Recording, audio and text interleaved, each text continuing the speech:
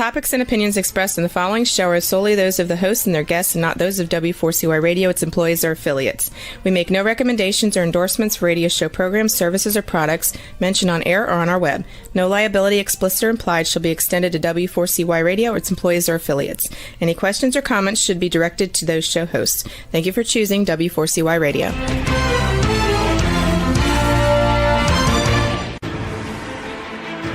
What's working on purpose anyway? Each week, we ponder the answer to this question. People ache for meaning and purpose at work, to contribute their talents passionately and know their lives really matter. They crave being part of an organization that inspires them and helps them grow into realizing their highest potential. Business can be such a force for good in the world, elevating humanity. In our program, we provide guidance and inspiration to help usher in this world we all want, working on purpose. Now, here's your host, Dr. Elise Cortez.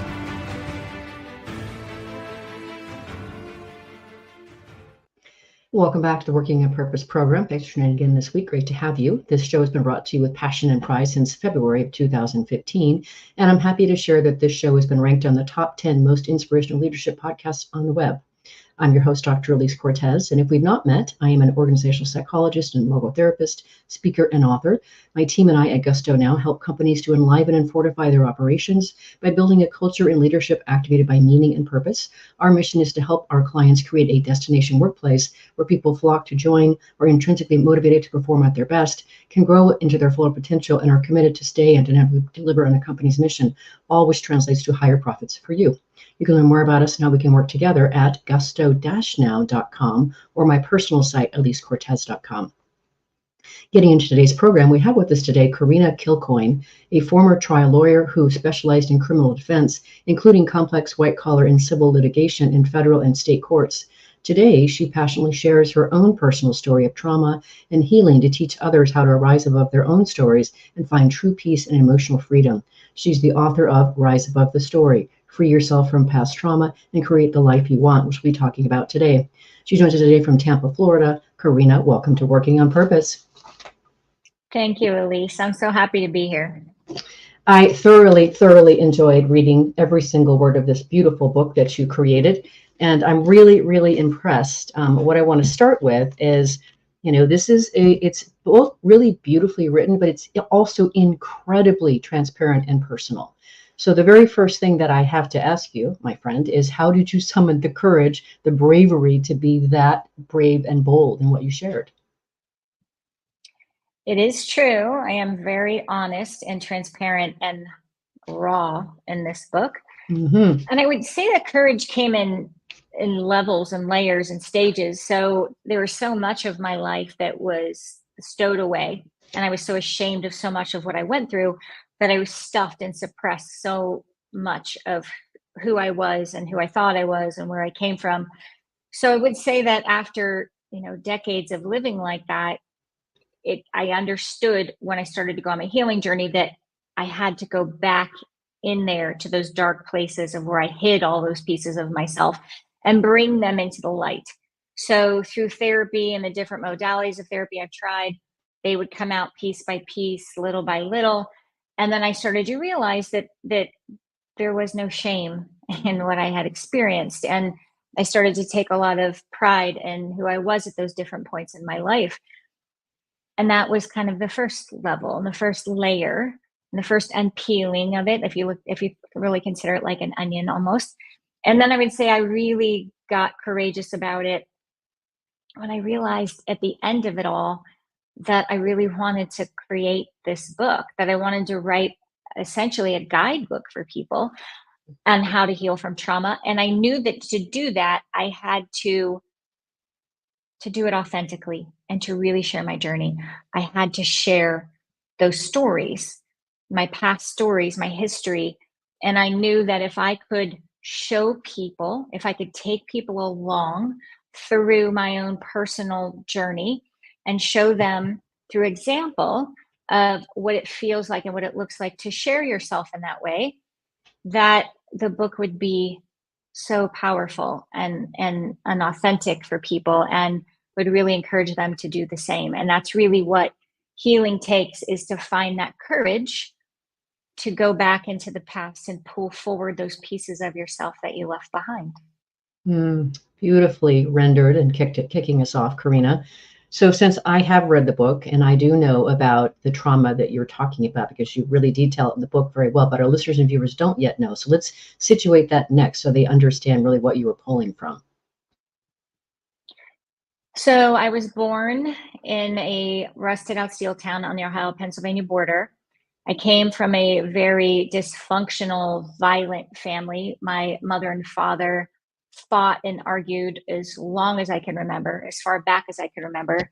The number of incidents that I witnessed and was involved in trying to protect my mother in domestic violence situations, countless.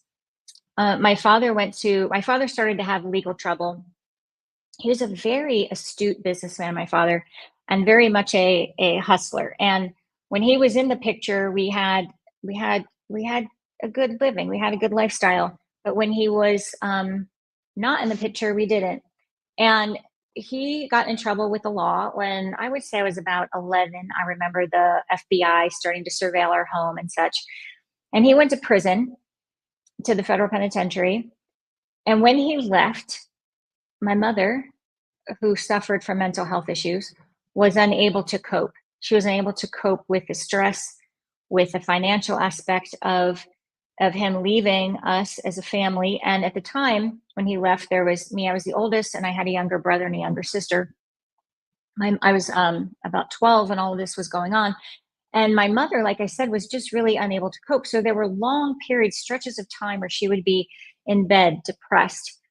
And this was, the 80s in Ohio, and people weren't going to psychologists in that group and in that era. So if I had to look back on it now, knowing what I know about mental health, I would speculate that my mother had severe depression, anxiety, and probably some kind of bipolar. There were massive bouts of spending the money that my father left us on silly things. And then we were in extreme poverty. We would go without hot water, without electricity, countless times. I remember sharing a bathtub of tepid water that I would make up, and my brothers and sister and I would bathe one after the other. A few years later, my mother had my youngest brother. And I decided that I was going to get myself out of all of this. And the only road I saw out of all this poverty and all of this chaos was through education. So I was a good student, and I would always prioritize education. And I chose to go to law school. So I put myself through law school. There was a little bit more trauma that occurred during that time. And that was when I was in my early 20s, my mother was diagnosed with cancer. So even during law school, I was taking care of her while she was dying. When I was 24, my mother died, and I adopted my 9-year-old brother. So there was this trauma, of course, situational trauma, family trauma, but there was this bigger problem, which was that I never had the space to process it. Yeah. I didn't have the tools, and none of us do at that age. And I wasn't with a parent who knew how to help me process it. And I never, as I got older, didn't even know the difference of what that meant. I didn't know how to do it. So I continued to suppress it. And then adopting my 9-year-old brother put me even deeper into fight or flight, into survival mode, because it wasn't just me anymore that I was trying to make sure that I survived. It was now my 9-year-old brother. So it was quite a long time of quite a many years of trauma. And then it was this idea and this huge burden I carried of carrying all of this old emotional energy in me that continued to feel like trauma over and over and over again. Yeah. Such a burden. And if I remember right too, your mother also tried to give you away when you were first born. She told you that somehow. Oh, yes. Right. There was that Yes, little thing, which is a really heavy thing to carry as a child, to know that your mother tells you that she tried to give you away. So I wanted to make sure that our listeners and viewers kind of were anchored in what kind of trauma we were talking about here and the length of it, so that they could understand just why you've been so motivated to write this book, to research this book and write this book. I am curious how, if at all, your experience as a trial attorney served you to in the research, the writing, and in the healing journey? Just, I can't imagine that it wasn't present. Yes, it absolutely was present. And so this whole, even younger than, even, when I was younger than going through college and law school, I loved to read. That was my escape. That was my world. I got to live in other places besides the traumatized, violent world in which I was being raised. So reading and, books and storytelling was always a thing for me. But law school and the way they teach you to think in law school, and then as a trial lawyer, the main skills that I took that transpose so beautifully into this is the idea, especially in trial work, of taking really complicated matters and distilling them down into such simple form so that people like jurors can understand what you're saying. And so the law can be very complex. And then, there are certain types of law I practice. So even when I got into more white collar criminal defense, and there are, complicated financial aspects in addition to criminal law aspects that you had to explain to jurors, that is a skill that you learn in law school, and that is a skill that you develop as a lawyer. So in writing this book, I had to take really complicated ideas, and this is all things that I went through on my own healing journey. I am such a researcher and such a reader and such a nerd about health and mental health and emotional health and physical health. So it was always something I was interested in. But when you really get into the ideas of trauma and what it does to you and what it does to your brain, or what your brain is doing in the presence of trauma, it's really complicated. And a lot of times I think that is what makes people shy away from it. They don't really want to get into that aspect. And so they keep going to somebody, to a therapist, like, well, just tell me and tell me how to fix it. And that's not really how it works. You have to be very proactive in your healing. So what I really wanted to do was do exactly what I did as a trial lawyer, is take this really complicated information about your brain and what it does in the presence of trauma and simplify it for people in one chapter so that people could really understand it. And I will say that it is a lot of, you and people out there, who love to read, have written books. It's a lot. It takes a long time to write a book. It takes a really long time to write a really good book. And really what you try to do is you put it all out there and you really try to simplify it for people. And that chapter I wrote on the brain science was the chapter that took me the most, not because of the information, but because I wanted to make it so simple. I wanted to keep, making it simple. So that, as you asked, the qualities and the skills that I learned and I developed came in super handy in writing this kind of a book. Indeed. Well, kudos. I mean, it is. You're right. I mean, I've been hosting the show for 9.5 years, Karena, and I generally bring on authors and I read their books cover to cover. So I've got a really quite a deep experience in, how to be able to read books and looking at how they're organized and how well can I understand them. And the easier it is to understand, the better written it is. So here we go. Well, so let's situate here before we take our first break here, this idea. I mean, everybody's heard the idea. Everybody has a story. Of course, we all have a story. But you have a particular way of describing just what stories are that I think it would be helpful to say at this point. What are stories in your view? Stories are your brain's emotional interpretation of what happened to you. So the traumatic response is, there's an objective quality to it. There's an objective nature to you experience something traumatic. That goes without a doubt. But the story that we all have, because we all have one or 100, but the story we all have about ourselves, I'm unlovable, I'm not worthy, I'm always abandoned, I'm not worth being loved, like whatever your story is, and those three were always, my story. But whatever your story is, it comes from your brain's subjective emotional interpretation of what happened to you. And it creates that story for you to keep you, quote unquote, safe. Beautifully rendered. And that is going to set us up here, ladies and gentlemen, for what we're going to cover after the break. So we're going to get into the difference between the emotional and the thinking brain in terms of all this sort of thing. But let us take our first break. I'm your host, Dr. Elise Cortez. We've been on the air with Karena Kilcoyne, who shares her own personal story of trauma and healing to teach others how to rise above their own stories and find true peace and emotional freedom. We've been talking a bit about where this book came from, why it's important. After the break, we're going to get into this, more of the nitty-gritty of the techniques that she covers. We'll be right back.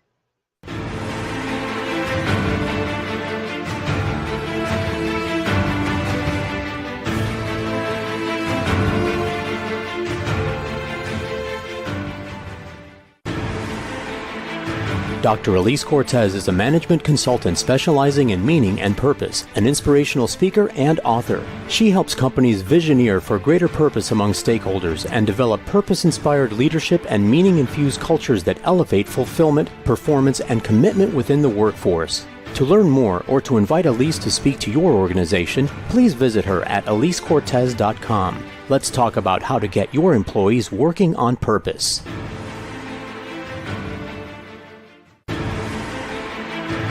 This is Working on Purpose with Dr. Elise Cortez. To reach our program today or to open a conversation with Elise, send an email to Elise, A-L-I-S-E, at elisecortez.com. Now, back to Working on Purpose.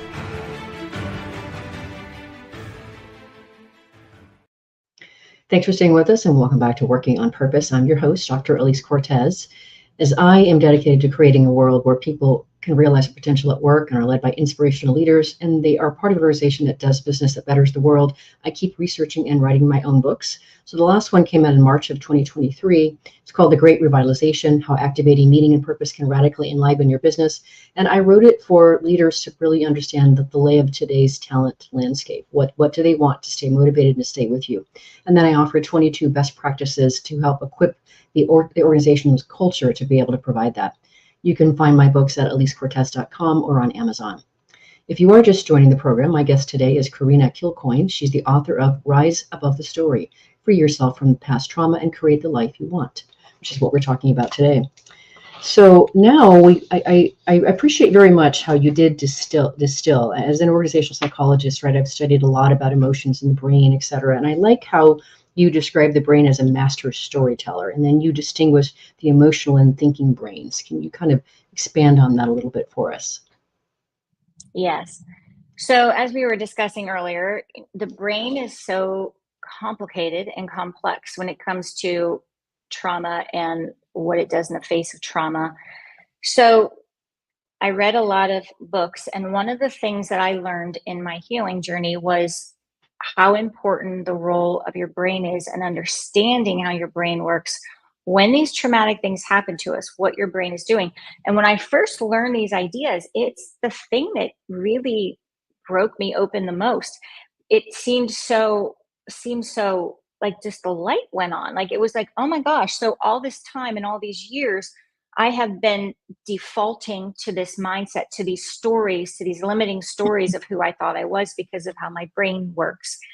So the way I describe it in my book, again, really simplified, but I want people to really be able to absorb this and understand it. So the way I describe it is there's two parts to your brain: the emotional brain, which is comprised of the reptilian part of your brain and the mammalian part of your brain. And those two parts of your brain register and control all the things you have no control over: your breathing, your heart rate, all these things. So those two parts of your brain also control fight or flight. So if something happens to you, some kind of, you're in danger, like the old stories about like a dinosaur's chasing you, a bear's chasing you, something's chasing you, your body goes into this whole alert system of staying and fighting or running away. There's also the idea of freezing. But that emotional part of your brain, as I call it, is what controls all of the things that you don't even think about. Mm-hmm. And then there's your thinking brain, which is what I kind of group together as your cortex, your cerebral cortex, your frontal cortex. So all these areas of your brain, the upper part of your brain, that are the more sophisticated parts of your brain, that are free will, all of these ideas about self-awareness, self-love. It's all of that all happens in this different part of your brain that I call the thinking brain. in the book. So where it goes awry is when you experience trauma and your emotional brain, in order to keep you safe, registers and ignites this fight or flight response. And when it does that, it does all these things physically to your body, right? But it also creates a story that keeps you safe, as I said earlier, quote unquote safe, because what your brain is doing, your emotional brain is doing, is it is trying to make sure that you don't get hurt. The brain is wired first and foremost for survival. So when you experience something traumatic, your emotional brain initiates fight or flight, and it creates a story in your head that keeps you living a smaller life. Like, oh, I don't know, don't take that risk. I wouldn't do that. I wouldn't quit your job. I wouldn't follow that dream. What if that doesn't pan out? What if you don't make the money that you're going to make? I wouldn't fall for that person. I wouldn't do that. What if they don't love you back? What if they leave you? Everybody leaves you. These are the kinds of negative self loops that play in our head, and they're all brought about by the emotional brain. So how do we stop those? How do we stop the fear loop, the negative self-talk? How do we get out of it? We create self-awareness. And you do that in your thinking brain. So we all have these loops. In fact, I just saw this great reel on Instagram, and it's a comedian. He had Jerry Seinfeld on. And he said, Jerry Seinfeld, you have written, arguably the best show ever on television. Do you still have that negative voice in your head when you're writing? And do you know Jerry Seinfeld said, yes, I do every day. My inner voice tells me I am not a good writer. I am a comedian. I'm not this, I'm not that. And I'm thinking, see, everybody's story. And so what you want to do is you want to get into the self-awareness where you know what the story is and you stop it. You find the awareness about it, you hear the story, and you reset yourself and you say, that's not true. This trauma isn't happening anymore. I don't have to stay in the safe box anymore. That's not happening to me anymore. So it's all about developing the self-awareness and this pattern of self-awareness. And that's ultimately, once you start getting that going, like an engine revving, like once you get enough of that self-awareness going, the stories don't ever completely stop, but they get lighter, and you know how to put them in their place, and you know how to say, I know you're trying to protect me, emotional brain, but I don't need that right now. What I need right now is to take this risk. I need to make this jump. I need to tell this person I love them, right? So that's where we get into the difference, because your brain is a master storyteller. And if you default to your emotional brain, and you let your emotional brain tell you what's happening, you are living a limited, small life. No question. I think so much. I've had so many amazing people on this program over the years, Karena. And one of the things we've talked about is just if we could literally spring more people so that they're operating from much more of all of their talents and their capabilities, and they were then empowered to contribute those, what kind of a world will we be living in? It's amazing, right? It's just amazing. So the limitation is incredible. Now, what you were talking about, that three-step process that you just mentioned to us, is that the same thing as removing the victim mindset, or is that something else? The victim mindset, removing that is definitely related and parallel. Okay. I would say that to me, this was a huge part of my healing. I carried around for decades this idea that, like, I was the daughter of a felon. And, if people knew that about me, what would they think? Who am I because I'm the daughter of a felon? And so I had to let that go if I wanted to get to the next phase of healing. So to me, that came out to be that I had to know, I boiled it down to basically 3 steps that I put in the book of realizations I had about victimhood. And the first one is that the trauma, the bad thing that happened to you, to any of us, doesn't happen because we deserve it. Okay. We get into this mentality that, oh, somehow when something bad happens to us, we caused it, or it's our fault, or we could have said no, or we should have done this stuff differently. And that's just human nature. That's, again, something the brain does. And what we need to realize is that that's not the truth. That's not reality. The bad thing didn't happen because we deserved it. The second thing we need to do is again, know that this idea, you're right, this parallel here is that your story is a distortion. It is your brain, your emotional brain creating this loop is trying to keep you pushed down and safe within the little bubble it's creating for you. So your story about your abandonment or your worthlessness, your unlovability, or that you fail at everything, that's a distortion. Yeah. And the third thing about the victim mindset is that to get out of it, you have to understand that and accept and look for the bigger purpose and what happened. There is always one. It's hard to pinpoint sometimes because, especially when it's something so terrible and so traumatic, but there's always something, if you can find it, a silver lining, a bigger purpose, some benefit that came out of it for you. And all the times I talk about this in groups and I speak, and that's the one that gets people the most, because they think, what good could have come out of that? But there is, if you look. It might be that you moved. It might be that you took another job. It might be that you met somebody different. It might be that you learned something new about yourself. There could always be a silver lining. And resetting your brain from negative to positive takes that kind of self-awareness. It takes that kind of using the thinking brain to analyze a situation and to say, there was something bigger and brighter for this that happened to me. I know it. Mm-hmm. What I love about that, Karena, and what I align with, I'm among other things, I'm a meaning and work and identity researcher. And when we look at what we've gone through, what things that we've had to like crawl through the mud through to get to the other side, or what we've transcended, if we peel that back and say, if that hadn't happened to me, what would I not have become as a result? So then we see how those things really layered into our sense of identity and our sense of strength and perspective and talents and skills. And I think that's a lot of what we can get in terms of that silver lining that you talk about. And true. And I would say this too, that I look back on my life and I think, would I ever want to go through all of that again? Absolutely not. But standing where I stand today, am I thankful for it all? Absolutely. I wouldn't be, like you said, I wouldn't be who I am today had I not gone through all of that. So I love what you say. I think that's beautiful. Thank you. I am really, as I was thinking about you coming on the program today, I was thinking, I really am convinced that, the people that have really done something in their lives, they've gone through this stuff. It's almost like not quite a direct correlation, but there's something in it. Like we humans, almost need to be catalyzed. It's Ram Dass would call it the sandpaper of life, right? And so your story, you couldn't have written this book. You couldn't be doing the work that you're doing today in the world had you not had to go through and find a way through all of that trauma that you had in life. You wouldn't be equipped. Absolutely. That's so true.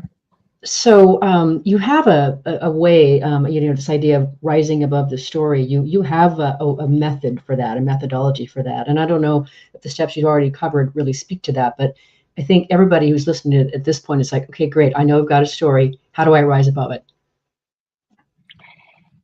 So I love this question because, again, to this point of, I wanted to create a guidebook for people. There are a lot of beautiful books out there, and actually really heady, intelligent books out there on trauma. And I actually read them and quote a lot of them in the book. And there's, 72 endnotes in my book. So there's a lot of these big ideas. And if you want to go back and research, some other things or dive deeper, that's great. But what I wanted to do is really simplify the journey for people through reading the passages of my book. So I took my own healing journey and what worked for me, and I broke it down into 3 steps.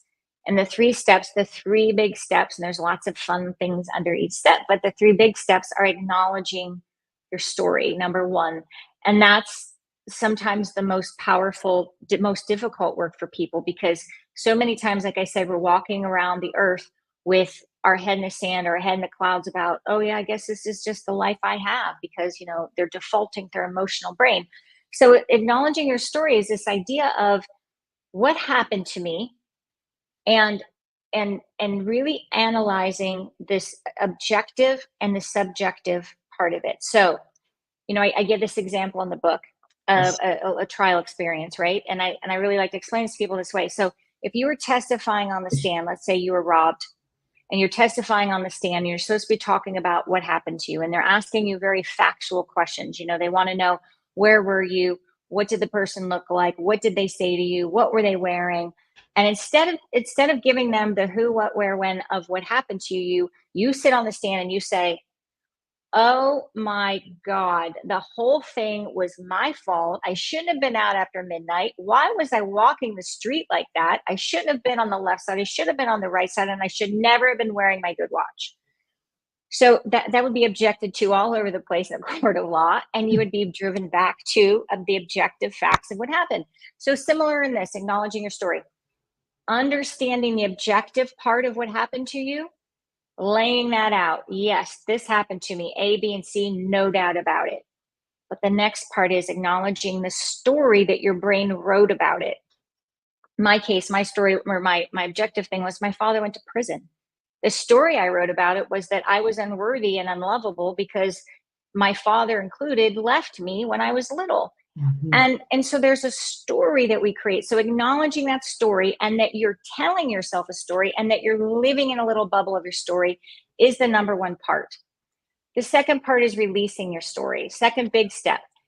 This is all this idea of, okay, now you acknowledged it. We have to go back a little bit further and understand how you got so tangled up in it, all the times it repeated itself, how patterns happened, how it took over your life.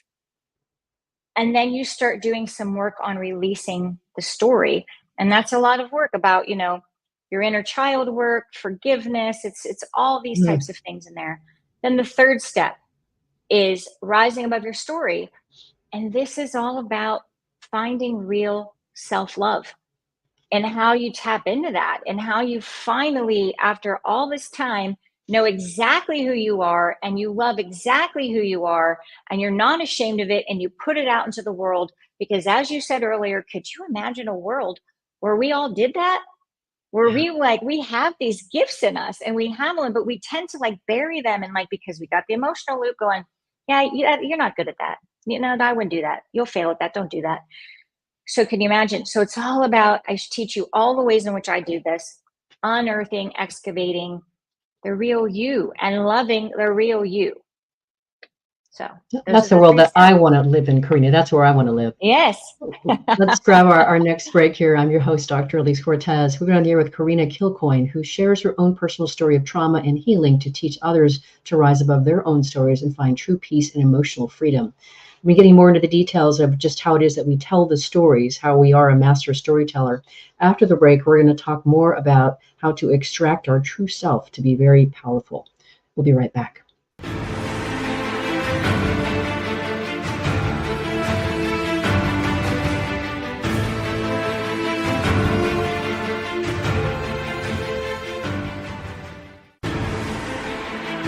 Dr. Elise Cortez is a management consultant specializing in meaning and purpose, an inspirational speaker and author. She helps companies visioneer for greater purpose among stakeholders and develop purpose-inspired leadership and meaning-infused cultures that elevate fulfillment, performance, and commitment within the workforce. To learn more or to invite Elise to speak to your organization, please visit her at elisecortez.com. Let's talk about how to get your employees working on purpose.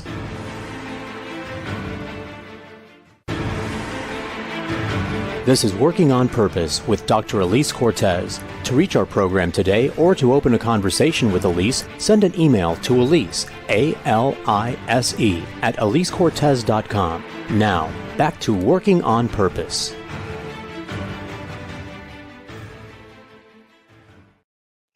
Thanks for staying with us, and welcome back to Working on Purpose. I'm your host, Dr. Elise Cortez. I mentioned in the last break that my last book came out in March of 2023. It's called The Great Revitalization. What I did for you is I built you a 3-page assessment you can pull off my website to learn the extent to which your organization is actually operating it for today's talent discerning standards.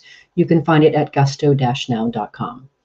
If you are just now joining the program, my guest is Karena Kilcoyne. She's the author of Rise Above the Story, Free Yourself from Past Trauma and Create the Life You Want. So as we were on break there, I was thinking about this, Karena, and one thing that I want to say to our listeners and viewers is that none of us are immune to trauma and pain. We are all walking wounded human beings. And my work inside organizations to help develop leaders and cultures that are really destination in nature.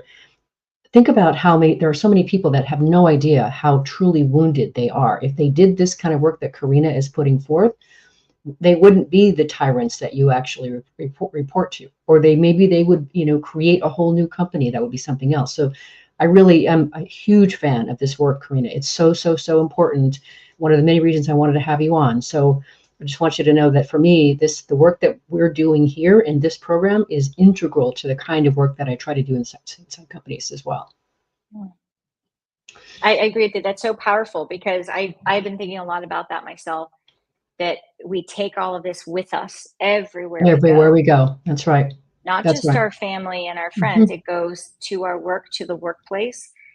And I think back on it now, having been healed, and I think back with people that I have worked with, and I think, wow, how different the company would have felt, or the environment would have felt, had we had this kind of training or this kind of thinking available to C-level, especially, right? Who's kind of like, it's all coming down from the top, the attitude of the leadership. So, well, it's so wonderful work you're doing. Thank you. I mean, a huge job number one for leadership is self-awareness, and most people just scratch the surface of that. So, so getting to that, then where I wanted to go next is I just found it so powerful. You have these 4 steps to extracting our true self. Say more. Tell us about those, the people that haven't read your book yet. So, as we talked about earlier, I had a really hard time even knowing who the real me was, because I'd stuffed so much of what had happened to me. And then I spent so much time trying to be anything but who I thought I was. And I think this is also something that we all fall into. So I chased success thinking, oh, if I'm this lawyer and I win all these cases and I have all these clients, like I'm going to be this person, and I'm suddenly going to be healed and happy and not have all this shame inside of me. And that's not really how it works. And in fact, I felt I had imposter syndrome for, most of my career. I just never felt like I was good enough. So this part about extracting our true self and excavating our true self is so powerful and needed in this idea of healing and, really finding ultimate self-love. So the four buckets of that, the 4 steps that I had to do a lot of work in, and I think we all probably do, is number 1, rid ourselves of shame.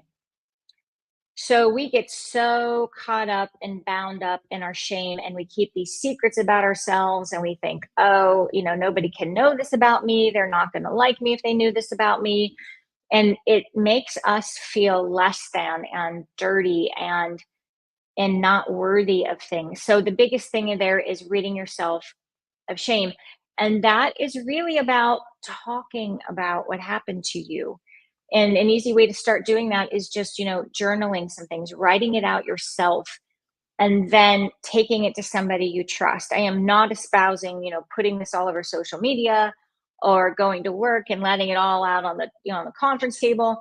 But I'm saying being responsible about how you are going to free yourself from this shame and these secrets you have that you're keeping. And this miraculous thing happens for me, and I witnessed it with so many people, is that when you do this, suddenly nothing feels shameful or dirty anymore. It's like you just felt like that because you were holding it in. The second step in this is soothing your inner child. So many of us have something that happened as a child in those formative years. Like I mentioned earlier, we don't have the capacity yet. We don't have the brain capacity yet to process what happens to us. So many times we carry around those wounds, or our brain actually, as it's forming, is impacted by these different traumatic events. And so we need to learn how to dial back down into that child that's so wounded, and learn how to parent that child, learn how to nurture that child, know how to love and soothe that child.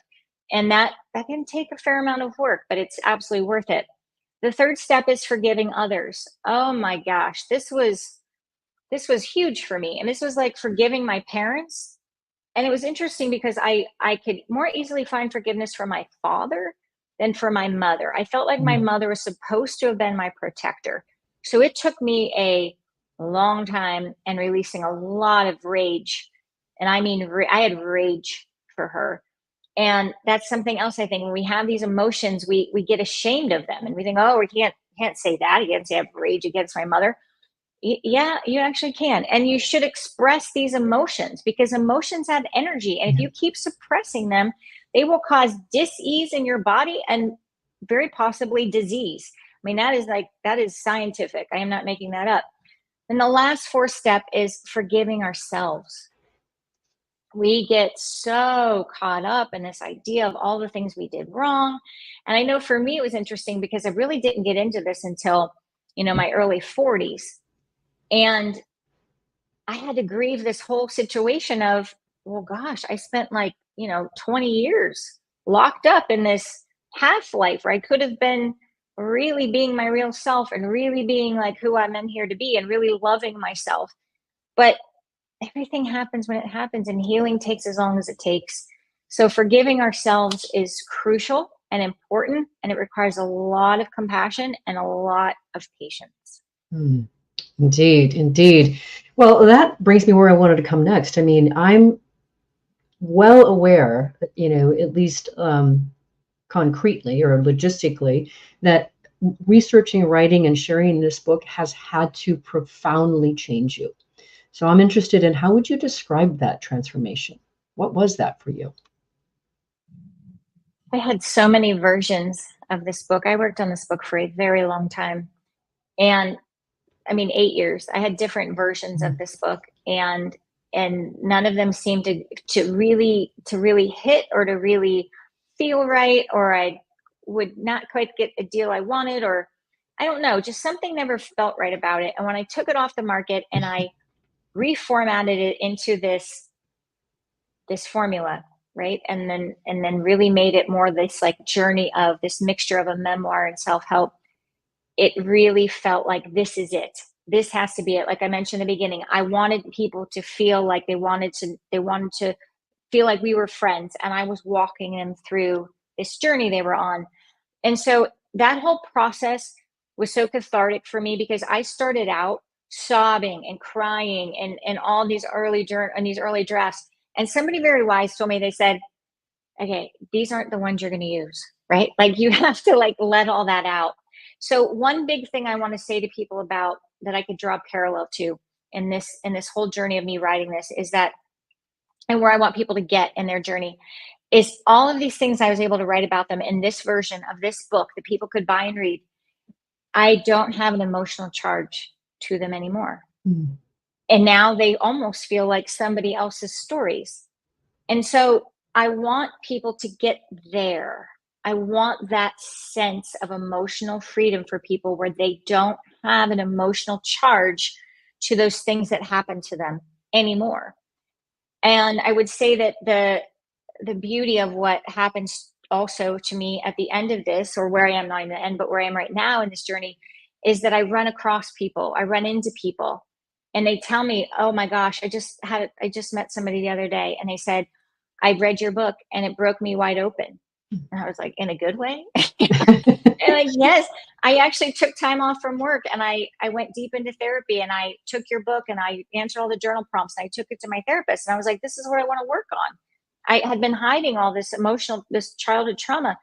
So it is this continual, beautiful journey for me where I am helping people get to this emotional freedom part where they don't have this charge about the negative things that have happened to them. They've left those bags behind at the railway station where they should be. Mm-hmm. Yeah. Well, so then the next logical place for me to go then, and I've been very interested, the transformations in life. You don't practice law anymore, correct? I do. Is that right? You left it behind. So I know that you're out helping people with their stories and such, but what are you doing with your precious energies and your time? I am such a believer in this book. So I am out there speaking. So I'm doing, keynotes. So I'm speaking wherever I can. I am right now trying to get a TED Talk lined up. I'm building a course around this book and this idea, because I want to offer more information and I want to expand on it. And I want to offer some meditations and things and other assets that really helped me that I couldn't make part of the book. just because of what it is and the format it is in. So I'm continuing this my life's work of this. And I will say that growing up, I told you I loved books. And I don't know, maybe 5, 6 years old, I remember thinking that I wanted to be a writer. And I didn't really know what that meant, but I knew like I wanted to put words together and things. And law school, like I said, was my way out. It was, an escape for me in a way that I saw that I could survive and make money. But I would say that it was a beautiful choice because those skills have come so in handy, and I would never change one day of that. And it makes me appreciate being a writer and having this freedom to be a writer so much more. Mm-hmm. So 2 things. One, it's not lost on me that, your father went to the penitentiary when you were age 12 and you became a trial lawyer. That's just a very interesting sort of piece of your story. Second thing I wanted to say really quick criminal defense trial lawyer. Yeah, no less, right?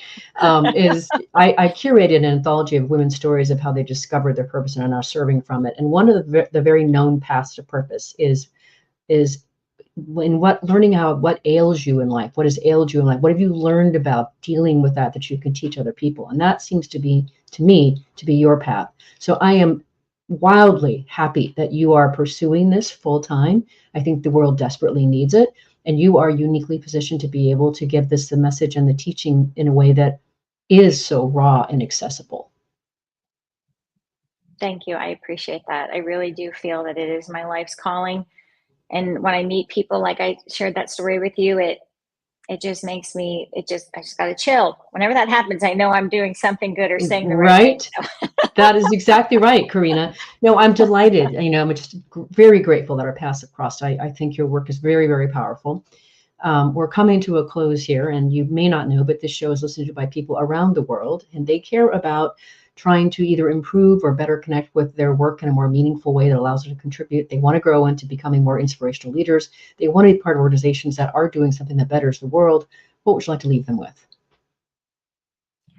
I would like to leave them with the idea that no matter what has happened to you in the past, you are worthy of a big, beautiful, bright life. And there is no reason to hide anymore in that negative self-talk, the negative loop, the stories that replay in their heads. And I would also love to offer your audience, that very important first step we talked about, the acknowledging your story and how hard that can be. On my website, I do offer a free acknowledgement guide, which is a beautiful way to get started in the journey. So they can find that on my website. Awesome, Karena, and I will give that to them in just a second. I want to thank you for coming on the Working Purpose podcast. You've been a beautiful contribution. Happy to know you, and I can't wait to get this out into more people's hands. And I want to see you do that TED Talk. Let's get to it already. I have to do one too, by the way, so maybe we could do it together. Yeah, let's do it. Okay, awesome. All right. Thank you so much, Elise. So welcome. So welcome. Listeners and viewers, you are going to want to continue connecting with Karena Kilcoyne, the work she does, and definitely check out her book. You can start by going to the website she mentioned. Let me give it to you, and then I'm going to spell it for you as well. It's KarenaKilcoyne.com. So that's KarenaKilcoyne, KarenaKilcoyne.com. Last week, if you missed, they can also get their release with Rise Above the Story. That might be easier. That's even easier. Yes, riseabovethestory.com. That's even easier. Okay, if you missed the show last week, you can always catch it via recorded podcast. We were on air with David Pearl, the creator and founder of Street Wisdom, which provides workshops of curious discovery around the world. He's also the author of Wonderful, First Wonder in the Everyday. See you next week for yet another nourishing conversation to help you become more of an inspirational leader and build your destination workplace. Remember that work is one of the best adventures and means of realizing our potential and making the impact we crave. So let's work on purpose. We hope you've enjoyed this week's program. Be sure to tune into Working on Purpose, featuring your host, Dr. Elise Cortez, each week on W4CY. Together, we'll create a world where business operates conscientiously, leadership inspires impassioned performance, and employees are fulfilled in work that provides the meaning and purpose they crave. See you there. Let's work on purpose.